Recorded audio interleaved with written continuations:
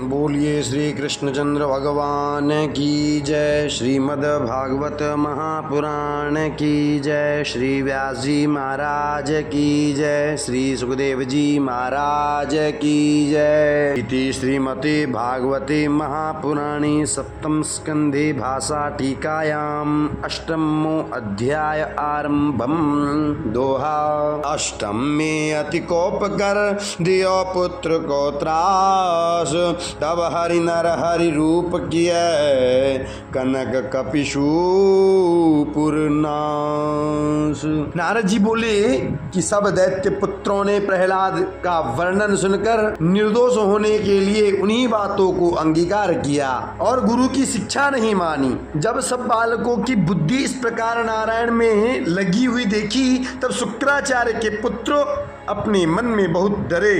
यहाँ भी एक प्रकार की शंका की उत्पत्ति होती है। राक्षसों के लड़कों ने प्रहलाद से ज्ञान सीखा, परंतु ज्ञानियों का नाम लोक में और शास्त्रों में सब प्राणियों को विदित हो जाता है, परंतु उनका नाम शास्त्रों में लोक में हमने कहीं नहीं सुना कि वह लड़के किधर गए। छोटे तपस्वियों का, बड़े तपस्वियों का और जो तपस्वी अथवा ब्रह्मा ज्ञानी है उन सब का नाम सुना, परंतु प्रहलाद के शिष्यों का नाम हमने कहीं नहीं सुना। यह भ्रम है कि प्रहलाद से ज्ञान सीखकर वह लड़के किस लोक में गए। उत्तर इस प्रकार है, जब प्रहलाद और हिरण्यकश्यप का उत्पात होना आरंभ हुआ, तब शुक्राचार्य उसके पास नहीं गए थे। बाद में शुक्राचार्य आकर उस उत्पात और राक्षसों के बालकों को श्रेष्ठ कर्म करता देखकर लड़कों से शुक्राचार्य बोले कि यह कर्म तुम सब जने त्याग दो, और जो नहीं त्यागोगे तो हम तुमको अभी भस्म कर देंगे। ऐसे डराकर मनाकर सभी दैत्य पुत्र मानकर लड़के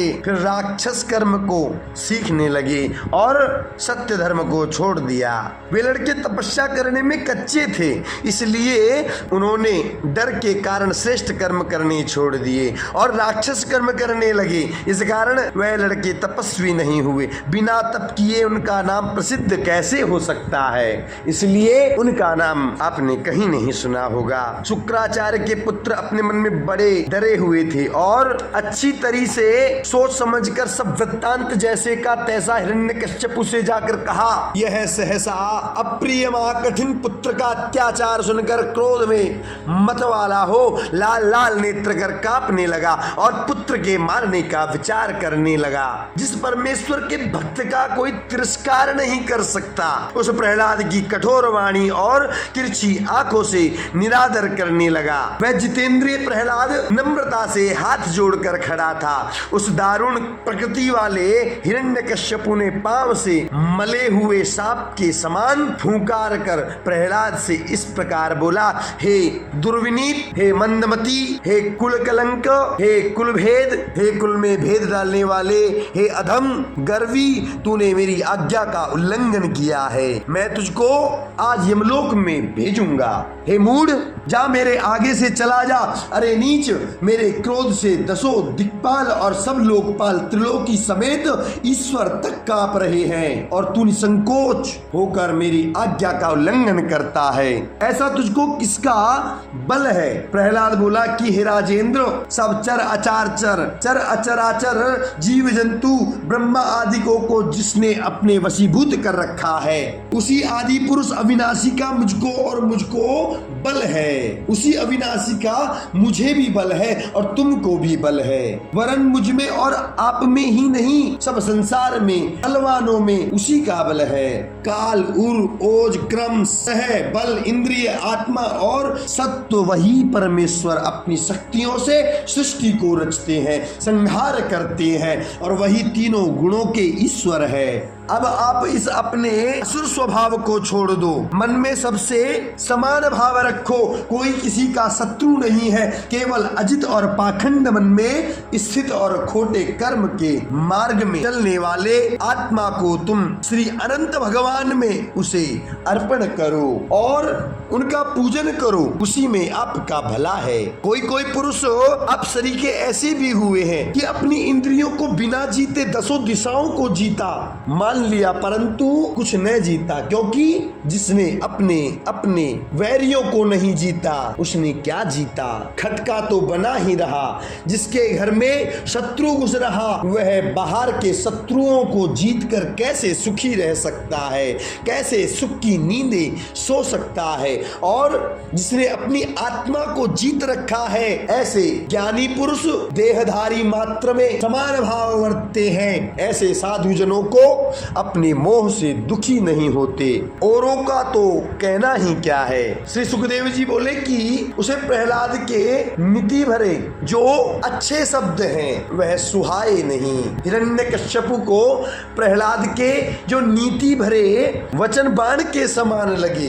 तब वो क्रोधवान होकर हिरण्यकश्यपु बोला कि अरे अधम, तुझको भली भांति निश्चय हुआ कि तू मरने की इच्छा करता है। मैं अच्छी तरह जान गया हूँ। ऐसे निर्द्वंद्व वाक्य बोलता है। हे मंद आत्मन, जिनका काल सिर पर आता है उसकी ऐसी ही अयोग्य वाणी निकलती है और सब ज्ञान जाता रहता है। अरे कुल कलंक, मेरे अतिरिक्त तूने जो जगत का कर्ता और कोई दूसरा बताया, अब बता वह कहाँ है जो तू कहता है कि वह परमात्मा सर्वत्र है। तो इस खंबे में क्यों नहीं दिखाई देता? जो अब खंबे में नहीं दिखेगा तो मैं तेरे सिर को छेदन कर दूंगा, काट डालूंगा। इसलिए तूने जो हरि अपना रक्षक समझ रखा है वह अब तेरी रक्षा करे।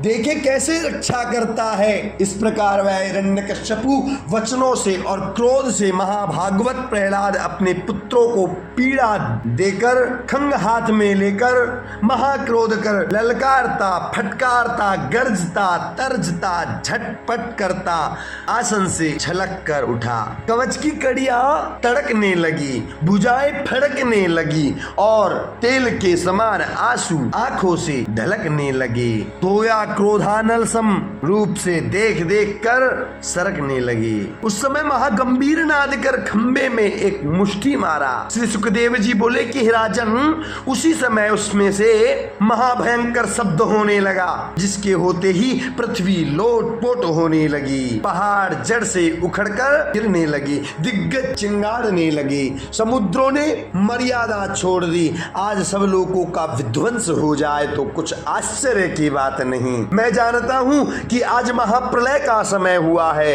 ऐसा ब्रह्म आदिकों ने माना कि आज प्रलय हो जाएगा। पुत्रों को मारने की इच्छा करने की वह दैत्य सभा के बीच में अद्भुत शब्द सुनकर वेग से इधर उधर दौड़ता हुआ किसके आश्रम को नहीं देखा। वह दैत्य अद्भुत शब्द सुनकर वेग से इधर उधर दौड़ने लगा और दौड़ता हुआ किसके आश्रय को नहीं देखता। भय और संपूर्ण दैत्य अति त्रास को प्राप्त होते। सब दैत्य खड़े खड़े परस्पर विचार ही कर रहे थे कि उसी संध्या के समय खंभ को फाड़कर श्री नरसिंह भगवान प्रकट हो गए। बोलिए श्री नरसिंह भगवान की जय। तब विस्मित हुआ। राक्षस कहने लगे कि अहो, न तो यह सिंह है न मनुष्य है, मनुष्य सिंह रूप वाला यह विचित्र सत्य क्या है।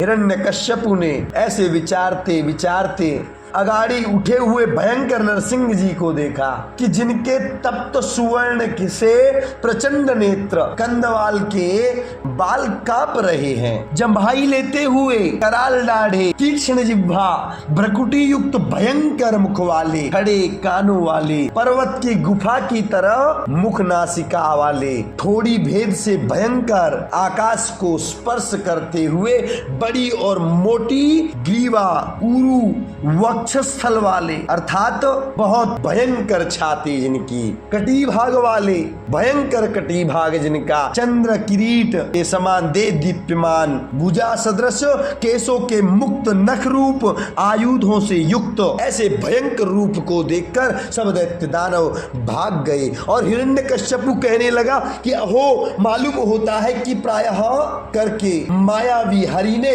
यह मारने का उपाय किया है। रहो इससे क्या होना है। हिरण्यकश्यपु महाघोर शब्द कर बोला, अरे पशु, अरे मानवी, तूने छल बल कर बहुत जनों को छला है, परंतु मैं तेरे वश के में नहीं हूँ। ले अब सावधान हो, आज तुझको मारकर तेरे ही रुधिर से अपने भ्राता हिरण्याक्ष का तर्पण करूंगा। यह कहे गदा लेकर नरसिंह जी के ऊपर दौड़ा, झपटा मारा कि जैसे अग्नि पर पतंग झपटता है, और वह नरसिंह जी के तेज से पड़ते ही अलक्षित हो गया। सो सत्वधाम भागवत में यह बात विचित्र नहीं, क्योंकि पहले जिसने अपने तेज से पूर्ण अंधकार नष्ट कर दिया था, फिर इस महाअसुर हिरण्यकश्यपु ने क्रोध करके अति तीव्र वेग वाली गदा नरसिंह जी पर डाली, परंतु पराक्रम करते हुए गदा सहित उस असुर को नरसिंह जी ने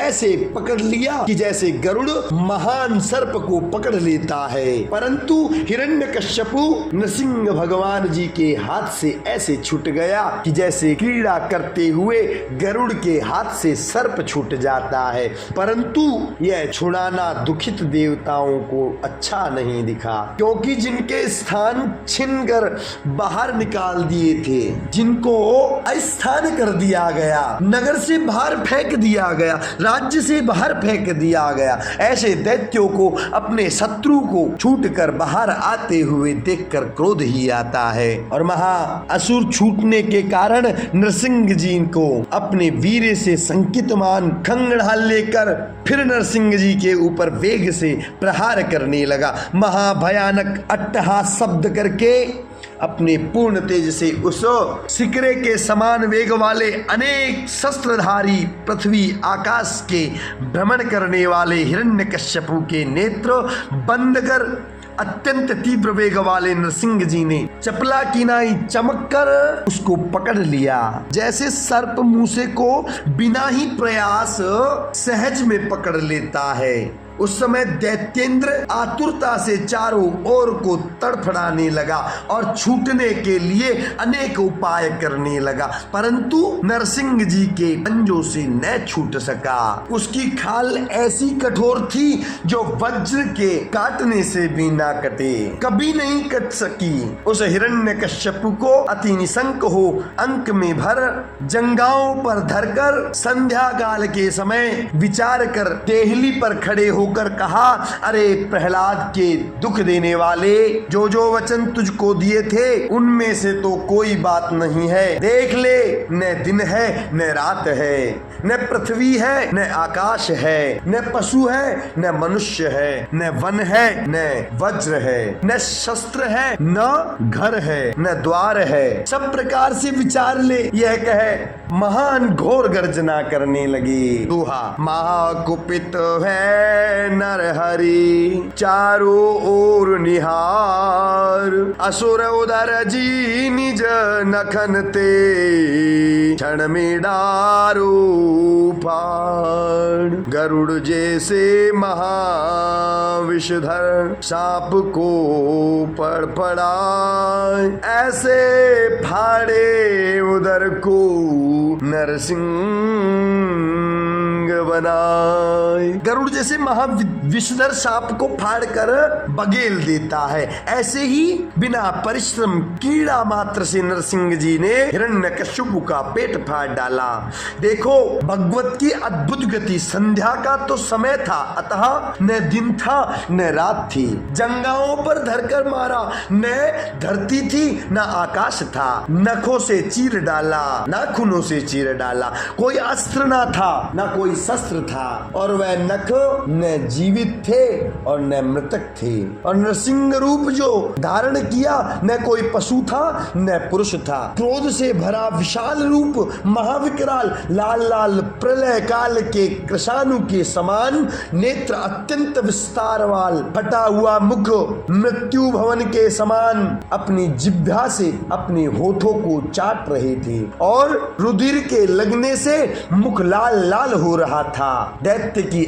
आंतों का हार कंठ में पहन रहे थे, और जहां तहां रक्त के बूंद जो शरीर में लग रहे थे ऐसे विदित होते थे मानो पर्वत पर वीर बहुटी घूम रही है, और गले में आतों का हार ऐसी शोभा देता था जैसे सिंह हाथी को मारकर उसकी आतड़ियों का हार अपने गले में डाल लेता है।